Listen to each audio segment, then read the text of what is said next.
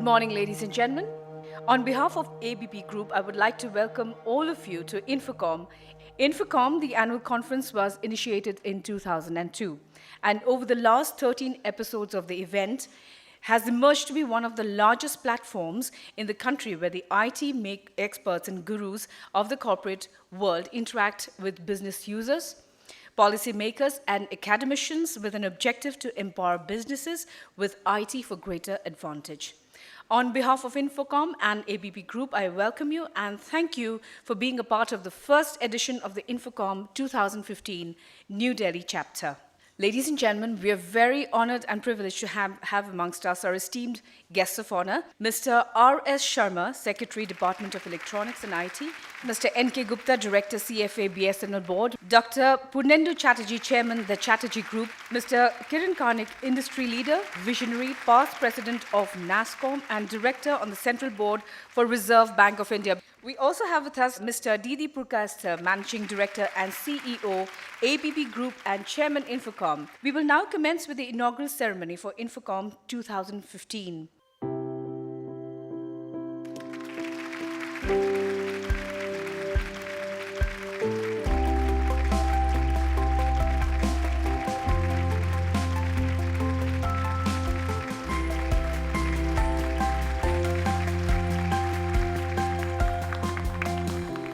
I would now like to request Mr. D.D. Purkast to deliver the welcome address. It gives me immense pleasure to welcome you all. With 93% mobile penetration around the globe and over 2 billion smartphone users, technology and internet is connecting the world. That by 2017, there will be 90 million people living in smart homes, and by 2020, there will be 50 billion connected devices. This new connected world that we're talking about will foster the next round of innovation. I welcome you all to INFOCOM 2015. Thank you, sir. May I now request our esteemed guest of honor, Mr. R.S. Sharma, Secretary, Department of Electronics and IT, DT, Government of India, to address the gathering. Good morning, friends. In today's world, all these kinds of conferences come and go, but you have established a name, and now the reputation has built upon in such a manner that there are various, very powerful and very fruitful discussions taking place. I want to share with you the Digital India vision of the Honorable Prime Minister. So there are three broad areas. One is creation of digital infrastructure as a utility to people. What we mean is A, broadband connectivity to every village in this country. Second is we want to now re-engineer all our software systems so that they become multi-tenants, they become easy to operate. We have a new policy on cyber security. We have now started a very massive program of digital literacy, and therefore the National Digital Literacy Mission program, which essentially will ensure that a basic digital literacy is available to everybody. Together we should make India develop into a digitally empowered society and a knowledge economy. Thank you very much for inviting me. May I now request our esteemed guest of honor, Mr. N.K. Gupta, to kindly address the gathering. I am representing BSNL. The smartphones will fuel the growth of data. Now what is happening with 3G? We are restricted up to say 2 Mbps. The country has to now adopt a new technology. So what we have done is that now we have adopted a route of Wi-Fi. We know that young generation need to be connected. Knowing the sentiment of the people, we thought of adopting Wi-Fi. I think in another 3-4 months we will be covering, we will be installing about 2,500 hotspots. Another thing is that information highways has to be created where any operator can get it connected, and so that information can flow. So these are some of the initiatives BSNL has taken and will be able to help people get connected throughout the country. Thank you very much. Dr. Purnendu Chatterjee, we request you, sir, to address the gathering.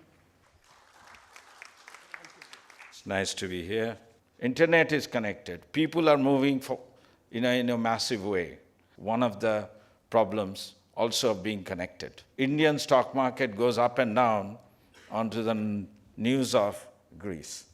It's also trade and banks and everything. The flows are so connected because of the internet, because of the broadband and fast connections. These are making big impacts Today, Google is collecting information on you. Somebody knows where you are, where you're going. With good, there will be bad. Today, we think the Constitution protects our privacy rights. But the moment you punch that tick mark, you have given your privacy rights forever. And it's my request to, through the INFOCOM participants, through the policymakers, think about the problems of cybersecurity, problems of the opportunities of connecting at a price point to these millions of people. Thank you very much. Thank you very much, sir. May I now take this opportunity to invite our esteemed guest of honor, Mr. Kiran Karnik. Indeed, a pleasure to be here today. If you look back many years, the connected word was a connection to the word, and it came in the early years from the sea lanes. It was really the big sea lanes, the boats and ships that connected different parts of the world together. In much, much later years, this was replaced, particularly in big countries, by the railroad, the train systems that were, limited to a continent but took people and goods across vast distances. And then, particularly beginning in the US and then later in a big way in Europe, came the highways. And today, the next transition of this is the information ways. So as I like to say, I-ways, information ways, or I-ways are the new highways. And we, particularly as a developing country, if there's one thing that's in short supply in developing countries, it's time. You have a vast population that worries about its next meal. Their worry is how fast can you get something going. So I think it is critically important to understand the time dimension when we make these plans to create the new highways in India. The other important area, the Internet of Things. Things connecting to each other directly. And has tremendous ramifications, not just in economics, but in the social dimension as you get things connected to each other. Think of it, because when things connect directly to each other, what is it that's changing? And what is changing is that human intervention is no longer required. So devices are going to connect with each other. And what does that mean, or what could that mean? It means the disintermediation of human beings. The third dimension I want to touch on is what this connection does. As the world gets more connected, events, incidents affect each other around the world. With this kind of connectedness in the world, there are two things that happen. Privacy. Somehow it seems to be taken for granted by most people. I hope that many of you will raise your voice on this. What are we protecting? We are protecting our freedoms. We are protecting our rights. And you can't give them away under the guise of saying everything is security. So tremendous possibilities, tremendous need. We have to be innovative. We have to think differently. Thank you all very much. One of the most critical factors that will drive these countries, and specifically India with the kind of demography and the population which we have. Both Asia Pacific and India has one of the largest followers of Facebook in the world. It has one of the largest mobile penetration in terms of absolute numbers. Smartphones, for example, one of the largest penetration, and this has all happened in a very, very short time. We are having almost 5 million new addition to e-commerce every year. So the kind of things which are happening in India right now, the whole ecosystem is ready for that. But obviously there has to be a lot of investments that has to go in. There has to be a lot of execution that has to go in. There has to be partnership between government, the private players, and the people who are communicating with the customers, and so on and so forth. So I think the platform is getting ready. How it gets executed over a period of time. So what I have no doubt is that it is going to happen. How it will happen, how much time it will take, it depends on the kind of execution which you can do.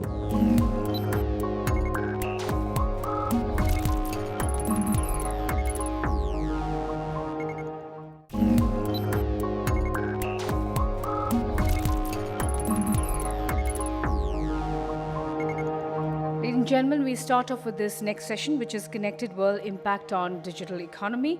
And I take this opportunity to introduce the speakers before you. Mr. Kishore Asrani is the Chief Operating Officer at Airtel Enterprises Services, North and East. He has worked with HCL Group and GTL as Zonal Head, North and East in the past, and is an alumni of IIM Kolkata. Our next speaker will be Mr. Vikram Sakuja, Mr. Ashok Venkatramani, Chief Executive Officer, ABP News Network Private Limited. Our chairperson for this session is Mr. Hindol Sengupta, Editor-at-Large, Fortune India. May I request you, sir, to kindly take your seat. Thanks very much. May I request that maybe each of you could do your presentations first, and then we could have a conversation. So may I request Vikram? This entire connected world, I think, is, from a marketing standpoint, is breeding a high degree of complexity and confusion. I can see marketing being that much more effective in terms of hyper-personalization, precise targeting, building contextual relevance, and driving behavior. Everybody knows that they need to respond to the change. They don't know how.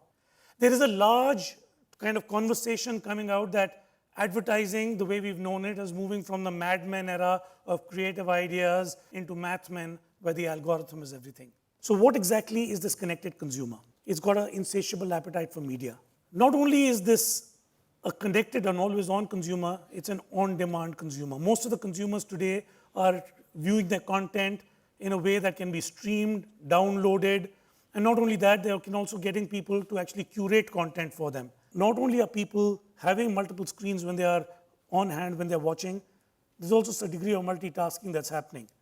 So today when people are watching something on TV, there's a direct correlation if you put out an ad on TV, around the same time your search volumes start going up because people who are watching it suddenly get interested, query that particular brand, and added to the fact that now the consumers have also become a little bit of a social activist.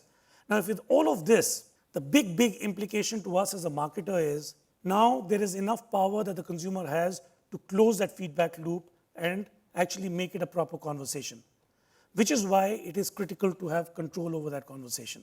Linked to this is that there is a huge data trail. Every consumer leaves behind a data trail. It means that from human beings sort of doing the entire, using their intelligence to do media buys, you're right now getting into a position where algorithms are doing it. So this is the essence of Math Men, went from Mad Men to Math Men kind of stuff. And marketers who exploit this will be sort of better off. Thank you.